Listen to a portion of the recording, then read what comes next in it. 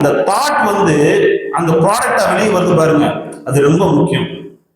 இந்த மாதிரியான விஷயங்கள்லாம் நம்ம மைண்டை ஸ்டேபிள் பண்ணக்கூடிய இந்த விஷயங்கள் இதெல்லாம் எங்க இருக்கு அப்படின்னா மெடிடேஷன் அப்படின்ற ஒரு விஷயத்துலதான் இருக்கு.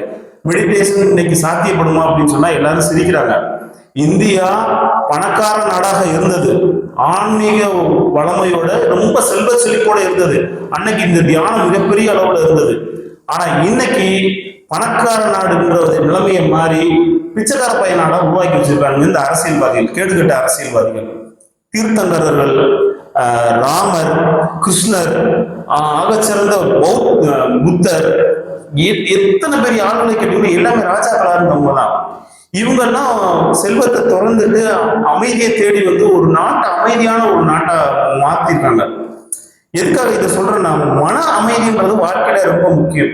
இந்த மன அமைதின்ற ஒரு விஷயத்த நீங்க உங்க வாழ்க்கையில அடைச்சிட்டீங்க, உங்க வாழ்க்கையில கிடைச்சிருச்சுன்னா உங்களை யாராலையும் தோற்கடிக்க முடியாது. நீங்க அடுத்த கட்டத்துக்கு போறீங்களோ இல்லையோ, வாழ்க்கை உங்களை அடுத்த கட்டத்துக்கு கூட்டிட்டு போகும். எப்படிலாம் கேட்காதீங்க, அது தானா நடக்கும். நீங்க நினைக்கணும், தானா நடக்கும். இதை விட ஒரு விஷயம் யூனிவர்ஸ்ல இருக்கா? நீங்க ஜஸ்ட் நல்லது மட்டும் நினைச்சா போதும். அதனால நெகட்டிவான விஷயங்கள், நெகட்டிவான இது நம்ம லைஃப்ல முன்னேற முடியாது, அடுத்த லெவலுக்கு போக முடியாது அப்படின்ற தாட்ஸ் எல்லாம் விட்டுருங்க. நீங்க உள் வாங்குங்க.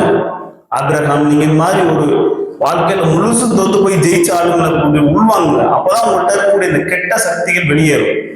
நீங்க இருட்டு இருட்டு இருட்டுன்னு சொல்லிக்கிட்டே இருந்தீங்கன்னா சொல்லிக்கிட்டே இருக்க வேண்டியதான்.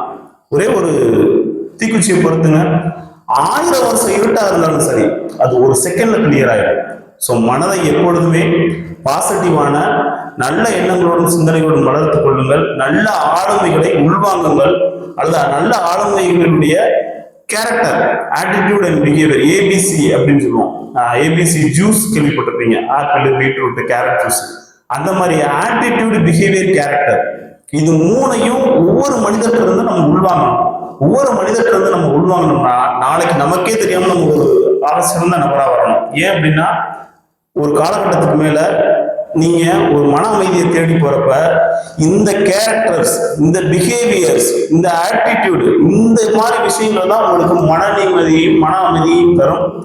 தன்னை பற்றிய ஒரு புரிதல் இருந்தா மட்டும்தான் உங்க வாழ்க்கையில நீங்க ஜெயிக்க முடியும். உங்களை நீங்களே புரிஞ்சுக்க மறுக்கிறீங்க, டெய்லி எஸ்கேப் ஆகி ஓடுறீங்க, டிவி பார்க்க, படம் பார்க்க, ஷாப்பிங் போக, வெளியில டைம் ஸ்பெண்ட் பண்ண, உங்களுக்குள்ள நீங்க பயணப்படுறப்பதான் உங்க வாழ்க்கையில நீங்க மிகப்பெரிய உயரத்தை தொடுவீர்கள். தொடுவதற்கான சாத்தியம் உண்டு அப்படின்ற ஒரு புரிதலை உருவாக்குறதுக்காக தான் இந்த வீடியோ. அனைவருக்கும் நன்றி, வணக்கம்.